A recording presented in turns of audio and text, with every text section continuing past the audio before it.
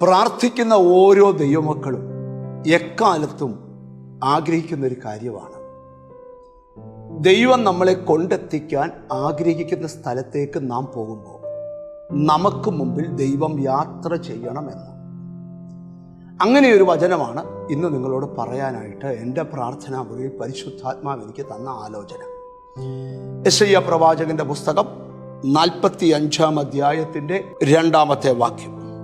ഞാൻ നിനക്ക് മുൻപായി ചെന്ന് ദുർഘടങ്ങളെ നിരപ്പാക്കുകയും താമര വാതിലുകളെ തകർത്ത് ഇരുമ്പോടാമ്പലുകളെ ഖണ്ഡിച്ച് കളയുകയും ചെയ്യും.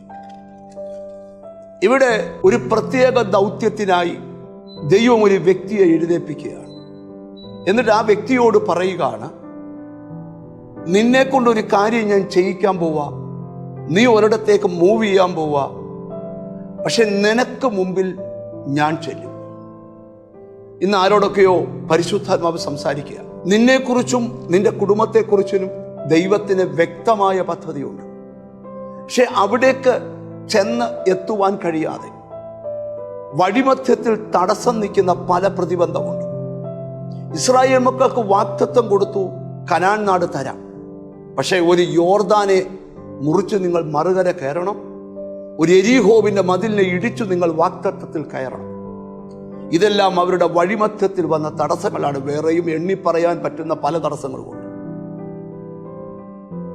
പക്ഷെ ഇവിടെ പരിശുദ്ധാത്മാവ് പറയുകയാണ്, ഞാൻ നിനക്ക് മുമ്പിൽ പോകാം. സ്തോത്രം. അപ്പൊ ഈ ദിവസങ്ങളിൽ നിങ്ങളോടുള്ള ഒന്നാമത്തെ സന്ദേശം, നിങ്ങളുടെ ജീവിതത്തിൽ എന്തോ ഒരു മുന്നേറ്റം ഉണ്ടാകാൻ പോകും. ചിലർക്ക് ജോലിയോട് ബന്ധപ്പെട്ട യാത്രയാകാം, ചിലരുടെ ലൈഫിൽ ഒരു പുതിയ വഴിയാകാം, ചില കുഞ്ഞുങ്ങളുടെ ഭാവി സംബന്ധിച്ചാകാം. ഈ ദിവസങ്ങളിൽ നിന്റെ ലൈഫിൽ നടക്കുവാനിരിക്കുന്ന ദൈവപ്രവൃത്തിക്ക് മുൻപിൽ ദൈവം നടക്കാൻ പോവാം. എന്നിട്ട് പ്രവാചകൻ പറയുകയാണ്, ദൈവം നിന്റെ ദുർഘടങ്ങളെ നിരപ്പാക്കും. നിനക്ക് മുമ്പിൽ നിൽക്കുന്ന താമര വാതിലുകൾ തകർക്കപ്പെടും, ഇരുമ്പോടാമ്പലുകൾ ഖണ്ഡിക്കപ്പെടും. അതിനർത്ഥം വാഗ്ദത്തത്തിലേക്ക് കയറാൻ കഴിയാതെ നിനക്ക് തടസ്സം നിൽക്കുന്നതിനെയെല്ലാം ദൈവം നിന്റെ ജീവിതത്തിൽ നിന്ന് തകർത്ത് കളയും. എന്നിട്ട് നിനക്ക് ദൈവം വെച്ച വാഗ്ദത്തത്തിൽ നിന്നെ കൊണ്ടെത്തിക്കും.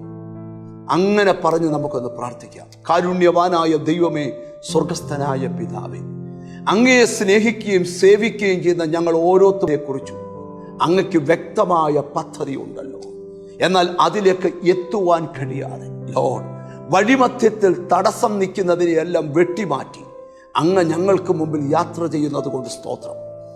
എന്നോട് ചേർന്ന് പ്രാർത്ഥിക്കുന്ന മക്കളെ നിന്റെ നാമം ചൊല്ലി പിതാവിൻ്റെയും പുത്രൻ്റെയും പരിശുദ്ധാത്മാവിൻ്റെ നാമത്തിൽ അനുഗ്രഹിച്ച് പ്രാർത്ഥിക്കുന്നു.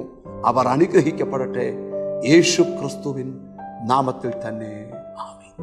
തടസ്സങ്ങൾ മാറ്റാൻ ദൈവം നിനക്ക് മുമ്പിൽ പോകും. ഈ ദിവസങ്ങൾ അത് കാത്തിരുന്ന് കാണാം. God bless you.